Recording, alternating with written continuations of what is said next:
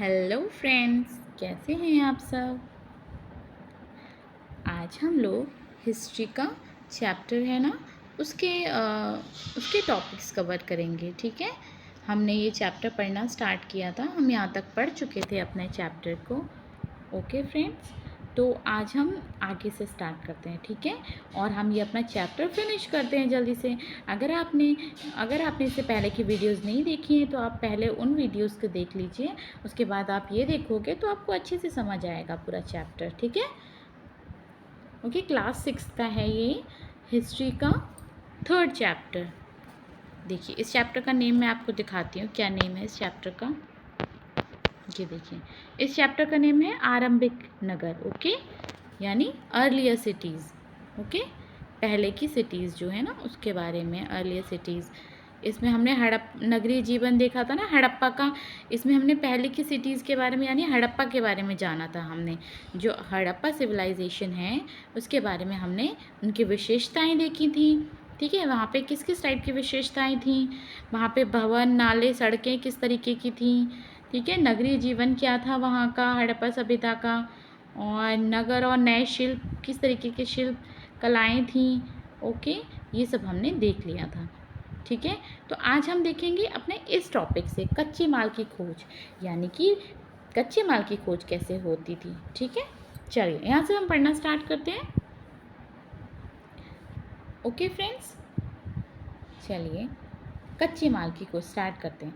कच्चा माल उन पदार्थ को कहते हैं जो या तो प्राकृतिक रूप से मिलता है या फिर किसान या पशुपालक उनका उत्पादन करते हैं। जैसे लकड़ी या धातु के अयस्क प्राकृतिक रूप से उपलब्ध कच्चे माल हैं। ठीक है, लकड़ी और जो धातुएं मिलती है ना हमें, ये जो अयस्क मिलते हैं ना वो प्राकृतिक रूप से उपलब्ध कच्चे माल हैं।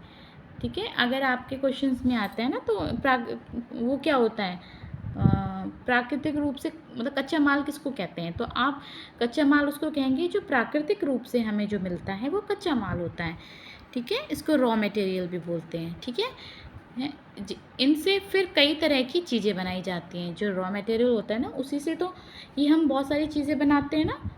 ठीक है, कच्चे माल से मिसाल के तौर पे किसानों द्वारा पैदा किए गए कपास को कच्चा माल कहते हैं। इसके बाद में कताई बुनाई करके कपड़ा तैयार किया जाता है। हड़प्पा में लोगों को कई चीज़ें वहीं मिलती थीं।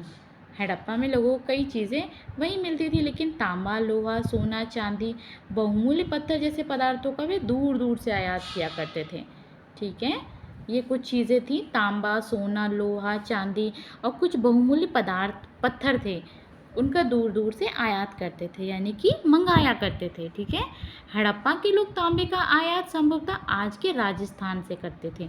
जो हड़प्पा के लोग थे जो कि सिंधु घाटी की साइड से मिले थे, हड़प्पा सभ्यता, वो कहाँ से आयात करते थे अपना तांबा? राजस्थान से। ठीक है, ये देखिए राजस्थान से करते थे। क्या क्या करते थे आयात? तांबा, हड़प्पा के लोग। ठीक है, यहाँ तक कि एशियाई देश ओमान से भी तांबे का आयात किया जाता था।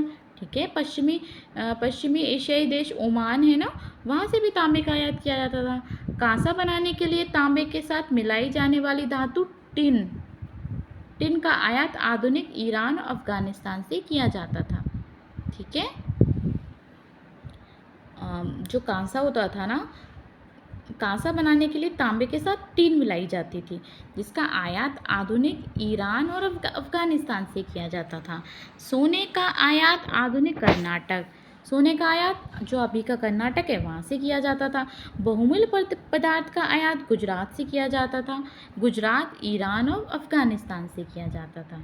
ठीक है, देखो नगरों में रहने वालों के लिए भोजन, अब नगरों में रहने वालों के लिए भोजन कैसे उपलब्ध होता था ये देखेंगे आज हम। ठीक है, लोग नगरों के अलावा गांव में भी रहते थे। ऐसा नहीं है कि उस टाइम में सिर्फ लोग नगरों में ही रहा करते थे, लोग गांव में भी रहते थे। वे अनाज उगाते थे, जानवर पालते थे। किसान और चारावाहे की तलाशों में रहने वाले शासकों, लेखकों और दस्तकार को खाने के सामान देते थे। पौधों के अवशेष से पता चलता है कि हड़प्पा के लिए गेहूँ, चावल, दालें, मटर, धान, तिल और सरसों उगाते थे। ठीक है, जो ये कुछ चीज़ें हैं जो हड़प्पा सभ्यता में है ना, हड़प्पा सिविलाइजेशन में ये चीज़ें उगाई जाती थी, जिनमें कुछ चीज़ें हैं जिनमें हम मार्क लगा के चलेंगे। गेहूँ था, जौ, दालें, मटर, धान, तिल और सरसों उगाते थे। ठीक है। ज़मीन की एक सेकेंड, हाँ, ज़मीन की जुताई के लिए हल का प्रयोग नई बात नहीं थी। ठीक है। हड़प्पा काल के हल तो नहीं बच पाए, लेकिन क्योंकि वे प्राय लकड़ी से बनाए जाते थे। ठीक है। वो लकड़ी से बनाए जाते थे, वो हल होते थे ना, लेकिन हल्के आकार के खिलौने मिले हैं। इस क्षेत्र में बारिश कम होती थी, इसलिए सिंचाई के लिए लोगों ने कुछ तरीके अपनाए होंगे। संभवतः पानी का संचय किया जाता होगा, ज़रूरत पड़ने में उसमें फसलों की सिंचाई की जाती होगी। ठीक है। वहाँ पे बारिश कम होती थी। ठीक है, इसलिए वहाँ पे सिंचाई के लिए लोगों को कुछ तरीके अपनाए होंगे। ठीक है। पानी का संचय किया जाता था और सिंचाई के लिए यूज़ किया जाता था, और ज़रूरत पड़ने पे फसलों की सिंचाई की जाती थी। हड़प्पा के लोग क्या क्या गाय, भैंस, भेड़ और बकरियां पालते थे। बस्तियों के आसपास तालाब और चारागाह होते थे, है ना। जैसे बस्तियां होती थी, उसके आसपास तालाब और चारागाह हुआ करते थे बच्चों। ओके। लेकिन सूखे महीनों में मवेशियों के झुंडों को चारा पानी की तलाश में दूर दूर तक ले जाया जाता था। वे बेर जैसे फलों को इकट्ठा करते थे, मछलियाँ पकड़ते थे और हिरण जैसे जानवरों का शिकार किया करते थे। अब देखिए, गुजरात में हड़प्पा कालीन नगर का सूक्ष्म निरीक्षण करते हैं। गुजरात में भी ना हमें हड़प्पा की साइट्स मिली है ना, जो हड़प्पा की साइट्स मतलब हड़प्पा कालीन नगर मिले हैं हमें गुजरात में, उसका हम सूक्ष्म निरीक्षण करते हैं, यानी कि उसकी हर छोटी छोटी चीज़ों के बारे में हम जानते हैं। जैसे कच्छ के इलाके में खादिर बेद के किनारे धौलावीरा नगर बसा था। एक धौलावीरा नगर था जो कि हड़प्पा साइड का ही था, जिसका नाम धौलावीरा था। वहाँ कहाँ पे था ये? कच्छ के इलाके में खदिर बेद के किनारे। ठीक है। वहाँ साफ पानी मिलता था और ज़मीन उपजाऊ थी। जहाँ हड़प्पा सभ्यता के कई नगर 2 भागों में विभक्त थे, वहीं धौलावीरा नगर को 3 भागों में बांटा गया था। ठीक है। हड़प्पा सभ्यता में जो नगर थे वो मोस्टली 2 भागों में विभक्त थे। ओके। ठीक है। उनको डिस्ट्रीब्यूट किया गया था 2 भागों में। ठीक है। एक था दुर्ग नगर और एक था निचला नगर। दुर्ग नगर को लोग बताते थे कि वो वहाँ पे राजा महाराजा लोग रहते थे, यानी कि अमीर लोग, कुलीन टाइप के लोग रहते थे। ठीक है। जो थोड़े गरीब थे और जो थोड़ा सा जैसे ना जैसे नीचे लोग होते हैं ना, जो काम वाम करते हैं बेचारे, जो मतलब उस टाइप से होते हैं ना, वो लोग थे। ओके। वो लोग निचले शहर में रहते थे, तो उनको थोड़ा हीन उसमें देखा जाता था कि ये हमसे छोटे हैं, इस तरीके से। ठीक है। तो 2 भागों में विभक्त था, लेकिन जो धौलावीरा मिला है ये 3 भागों में विभक्त था। जो पहले 2 में थे, एक ऊंचा एक नीचा, 2 ही टाइप के लोग रहते थे। ठीक है। और जो धौलावीरा मिला है वो 3 जगह में विभक्त था। इसके हर हिस्सों को चारों ओर पत्थर की ऊंची ऊंची दीवार बनाई गई थी। इसके अंदर जाने के लिए बड़े बड़े प्रवेश द्वार थे। इस नगर में,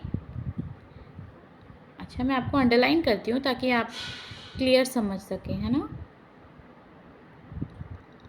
देखिए। ठीक है। इसके अंदर जाने के लिए बड़े बड़े प्रवेश द्वार थे। इस नगर में एक खुला मैदान भी था जहाँ सार्वजनिक कार्यक्रम आयोजित किए जाते हैं। यहाँ मिले कुछ अवशेषों में हड़प्पा लिपि के बड़े बड़े अक्षरों को पत्थर में खुदा पाया गया है। ठीक है। इन अभिलेखों को संभवतः लकड़ी में जड़ा गया था। यह एक अनोखा अवशेष है क्योंकि आमतौर पर हड़प्पा के लेख मुहर जैसी छोटी वस्तुओं पर पाए जाते थे। क्योंकि आमतौर पर हड़प्पा के जो लेख थे मुहर जैसी छोटी वस्तुओं पर पाए जाते थे। गुजरात की खंभात की खाड़ी में मिलने वाली साबरमती की एक उपनदी के किनारे बसा लोथल नगर ऐसे स्थान पर बसा जहाँ कीमती पत्थर जैसे कच्चा माल आसानी से मिल जाता था। यहाँ पत्थरों, शंखों, धातुओं से बनाई गई चीज़ों का एक महत्वपूर्ण केंद्र था। ठीक है। जो ये था ना, ये एक महत्वपूर्ण केंद्र था लोथल। ठीक है। जहाँ पर कीमती पत्थर जैसे कच्चा माल आसानी से मिल जाता था, पत्थर, शंख और धातुओं से बनाई चीज़ों का एक महत्वपूर्ण केंद्र था। इस नगर में एक भंडार गृह भी था। इस भंडार गृह में कई मोहरें और मुद्रांकन या मोहरबंदी, यानी गीली मिट्टी पर दबाने से बनी उसकी छाप ठीक है बच्चों, ओके। एक सेकेंड, अब हम आगे देखते हैं। यहाँ पर इमारत मिली है। यहाँ पर क्या मिला है? यहाँ पे एक तो ये बताया था ना, मुद्रांकन, मुहरबंदी, गीली मिट्टी पर दबाने से बनी उनकी छाप मिले। ठीक है, मिले। और क्या क्या मिला है यहाँ पे? यहाँ पे मिला है ये, यहाँ पर एक इमारत मिली है। यहाँ संभवतः मनके का काम होता था। पत्थर के टुकड़े, आदि बने मनके मिले हैं। मनके बनाने वाले उपकरण और तैयार मनके भी मिले हैं। ठीक है, ठीक है। और हम अपना नेक्स्ट टॉपिक नेक्स्ट वीडियो में करेंगे। सभ्यता के अंत का रहस्य पढ़ेंगे हम। ये मुद्रांकन या मुहरबंदी, ठीक है, ये हम पढ़ेंगे हम कल। ठीक है, तब तक आप अपना रिवीजन करिए जितना हमने पढ़ लिया है। और आपको कोई क्वेश्चन हो तो आप कमेंट बॉक्स में मुझे बताइए, मैं आपको आंसर दूंगी। ठीक है, ओके। तब तक आप रिवीजन करते रहिए। अगर आपने पढ़ लिया है तो आप इसे दोबारा देख के रिवीजन कर सकते हैं। अगर आप बुक से नहीं कर पा रहे हैं रिवीजन, तो आप इसको दोबारा से क्लास लेकर आप इसका रिवीजन कर सकते हैं। ठीक है, तब तक आप पढ़ते रहिए। ठीक है, अपना ध्यान रखिए, पढ़ते रहिए, हंसते रहिए और आते रहिए हमारी क्लास में। Okay, thank you.